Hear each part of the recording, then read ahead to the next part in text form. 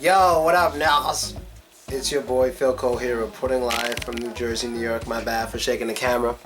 I'm gonna take it easy this video.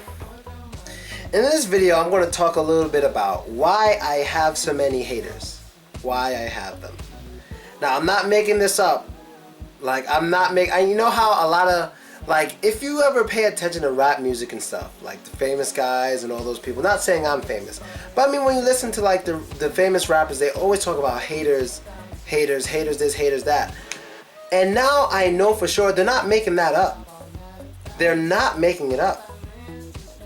There are people out there who hate on other people so much that they literally dedicate a huge part of their lives to trying to destroy this person or people. And I mean that. I remember I once told this girl, I was like, because VK, the Russian Facebook, you don't have much privacy, so any friend I have, you can message them and all this stuff. So this girl I really care about, she liked something that I put, and I said, don't like anything on my page. I don't want anyone to know you know, you're hidden, blah, blah, blah, this and that. She goes, oh, Phil, like, you really think someone cares? Listen. I have a little bit over 40,000 followers on my page.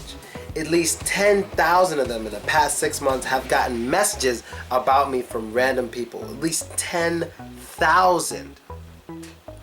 This shows how much people dedicate their life and their time to trying to destroy me. And I'm not even that big. So imagine what haters do to the really famous people. I mean it. I mean, even have haters in the media. Some news clips of me were just absolute bullshit.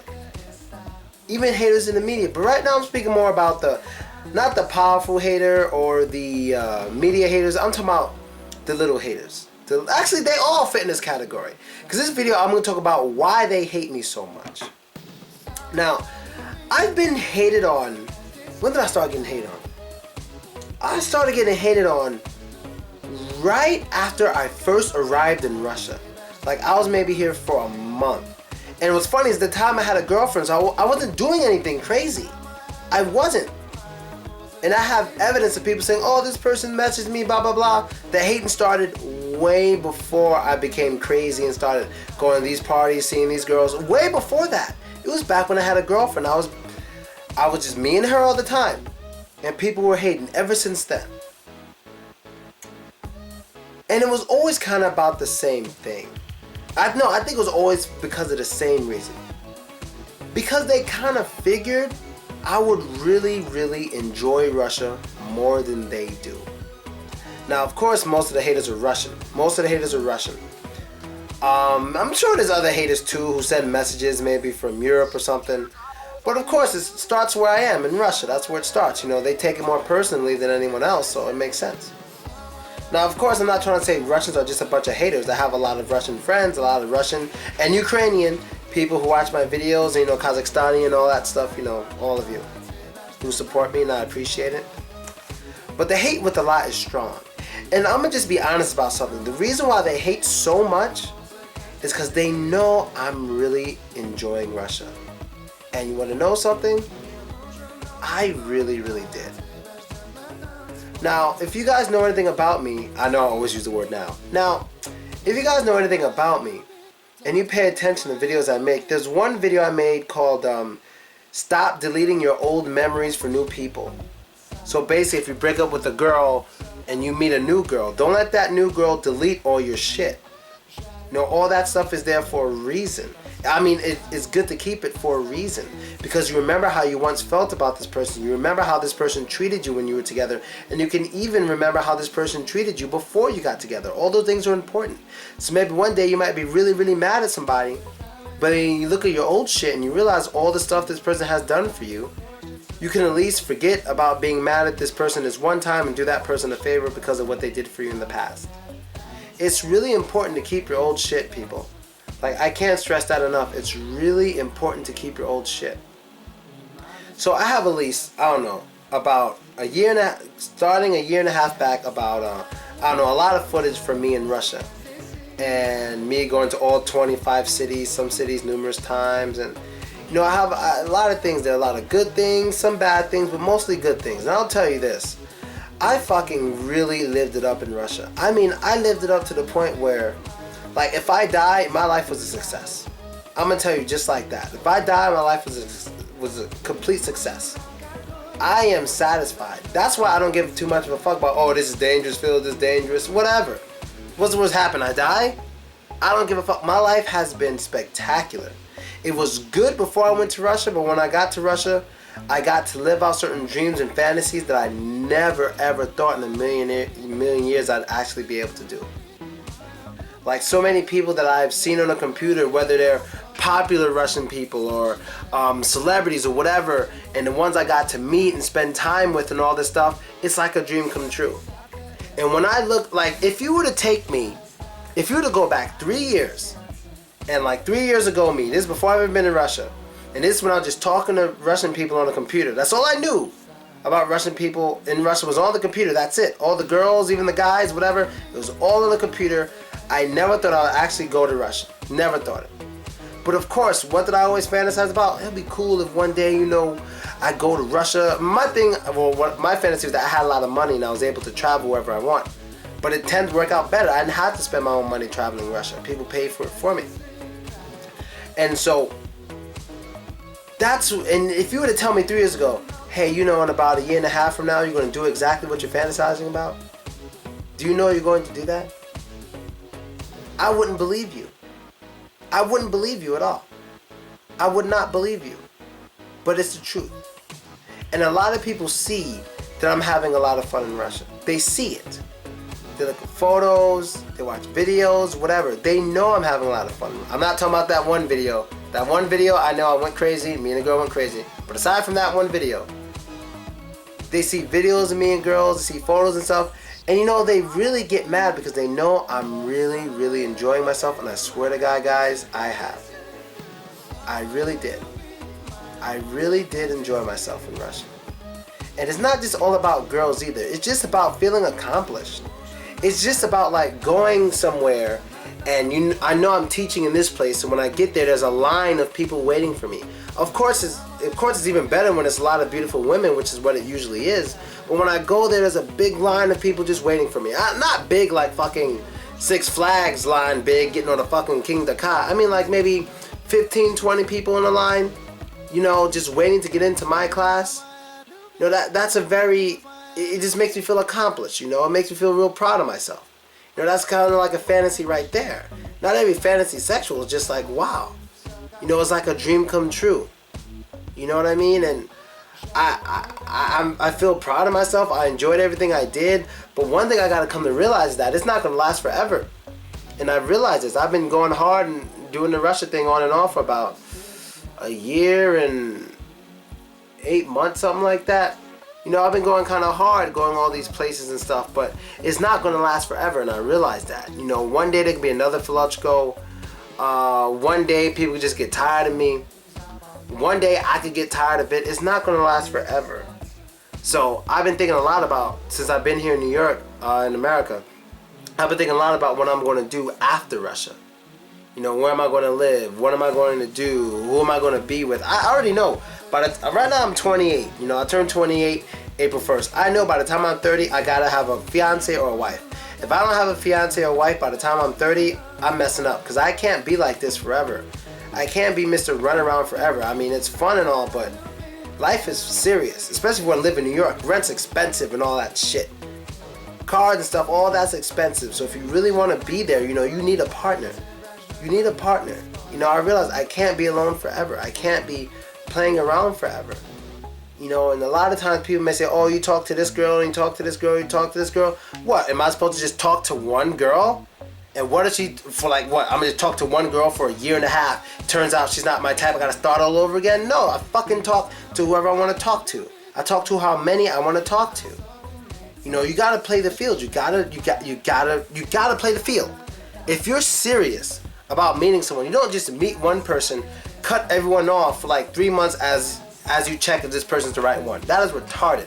I'm not saying you have to date a bunch of women at once. I'm saying you shouldn't only have to basically have one option of someone you want to be with in the future. Just logically, that is ridiculous. Logically, that is just ridiculous. And I don't understand how anyone could be that way. I don't understand it. You're going to be like, okay, there's 10 girls who want to talk to me, but I'm that kind of guy. I'm not going to talk. Not just mean talk. I just mean talk right now. I don't. When I say talk, I don't mean sex or anything. And when I say talk, I mean maybe going out on some dates or getting to know the person, getting closer and telling the person how you feel. That kind of talking. Oh, I can only talk to one because if I talk to more than one, I'm going to seem like an asshole. So I'm going to talk to this one for like 4 months or I'm going to just talk to this one until we stop. To me, that's a waste. That's a waste. You know, that's a waste. Because what happens is, usually when you talk to more than one girl at once, that girl who is really willing to do anything for you, she's going to be the last one standing. You know why? She's not going to give a damn about those other girls. She's not going to give a damn because she's going to be so confident. She's going to believe 100% full-heartedly the whole time that she's the one for you. That's why she's going to last the longest, because she doesn't give a shit about the other girls. And some comedian said that.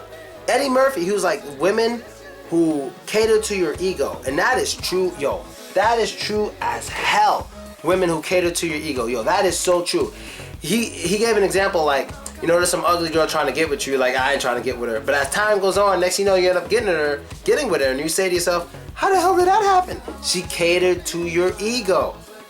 And even me, I think I'm perfect when it comes to, I'm not gonna be that guy. Look, I'm gonna just say this, I'm being proved wrong right now. There's a girl I thought I'd never take seriously, that, you know, she'll always just be some funny chick, but she goes hard. She goes hard for me. She goes harder, probably harder than anyone I've ever met. She's going hard. It's making me think, wow, maybe this girl is something. You know what I mean? She's catering to the ego. And, you know, it's kind of working. And no matter what anyone says to me, it's not going to matter. Even if me making this video, and she knows I'm talking about her, it's not going to matter. That's how good she is at catering at the ego. And it just makes me think, wow, if this girl's willing to go through all of this, imagine what she'll go through when we're married. Now, the kind of girl who just, oh, I don't like the way you did this, you left a comment on that girl's picture, blah, blah, blah. I don't have time for that. I don't have time for that. But the girl who's willing to stick there and just be like, yeah, okay, I understand, I didn't like it, but it's cool, you know, you do it, you're your own person, blah, blah, blah, blah, blah, blah. I'm just here for you whenever you need me. That is the girl.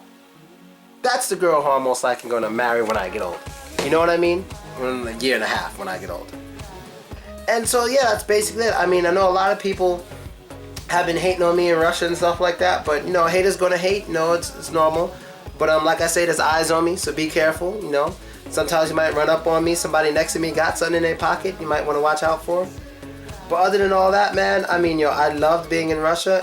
I mean, I know people find it weird when I say I don't really suggest people, like black people, go to Russia that much. I don't really suggest it. I suggest visiting, yes, but not to try to start a career or live there unless you're invited.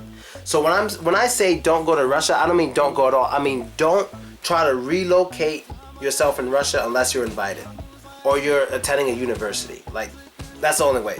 So don't go there, some dude and your friend, 2 black guys, trying to live it up in Russia, trying to meet girls and do all this crazy shit. Woo, woo, woo. No, don't do that. Be invited.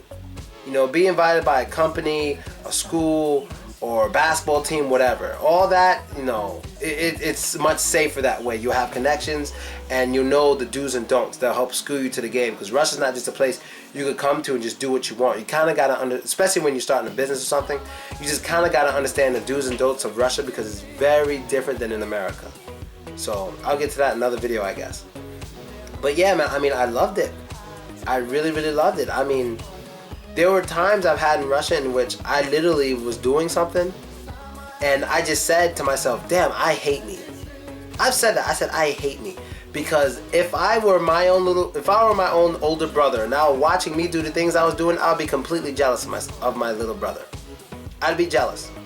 And there were times I honestly said to myself, damn, yo, I hate me. You know, there were times in Russia where I said, I'll never be able to do that. And then, like, within 24 hours is a reality. Regardless of what you're thinking about, just, it could be going to this place, it could be doing that, it could be talking to this person, it could be performing here. A lot of things I've done, I just couldn't believe I was doing it when I was doing it. It was almost like a dream.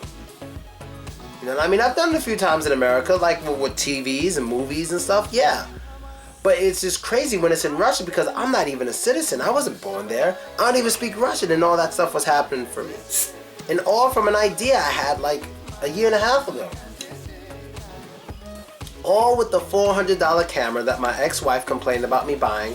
And I remember me telling her, and I quote, Don't worry, I'll make the money back in no time with this camera.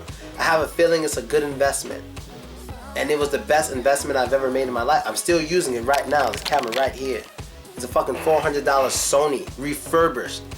The shit was broken, then fixed. I bought it. I gotta find out who sold this camera to Best Buy in Union Square. I gotta find out who sold this camera. I gotta call that person. I'm gonna take this back, see if they have it in their records. Find out who sold this camera, and I'm gonna tell them they fucked up. I'm telling them they fucked up. This camera could have done a lot for you, you know what I mean? You know, so it's not really so much the kind of camera you have, you know, it's what you do with it, you know, and I think I made the best with this camera, and Russia was just amazing for me, and I just like to say, if anyone's wondering, man, yeah, Russia was absolutely incredible for me. It was, I call it a gigantic fantasy island. That's what it was like for me, a gigantic fantasy island, and a gigantic fucking island. Russia's very big, and you know, I enjoyed every second of it, you know. Even some of the bad things I enjoyed just because it was a new experience. Like whether it's the Ku Klux Klan or the skinheads, whatever, that I've run into. Have it on tape, I'm not bullshitting. These people that I've ran into, it was just such an experience that I'm not even mad anymore. It was just like, wow, I've had that experience. You know, it's like, wow, not being let into a club because I'm black, you know, I had that experience.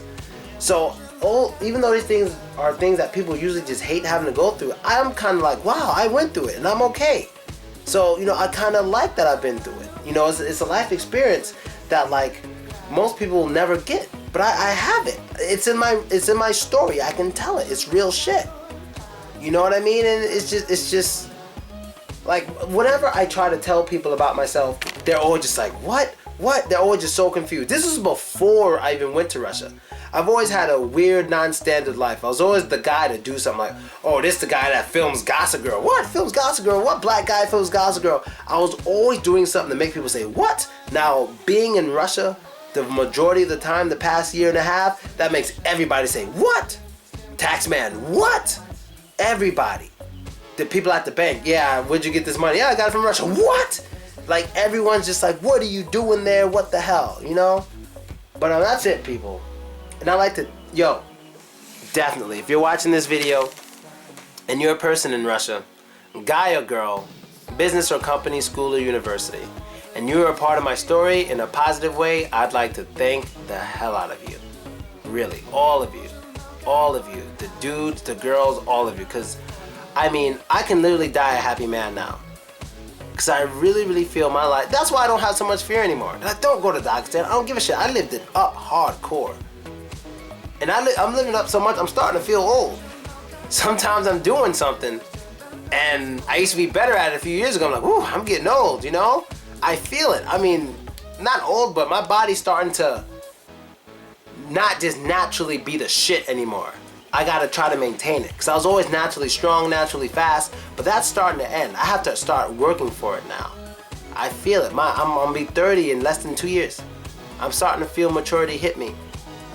But, you know, men don't really care. The thing with men is we don't really care if we look old or not. It's about the girls next to us. So, Hugh Hefner, he's like, what? Old as fuck. But look at the women next to him. He doesn't give a damn. So, that's really it for that. And that's all I gotta say, people. Quick video of me just releasing thoughts from my mind. Thanks for listening. I'm out.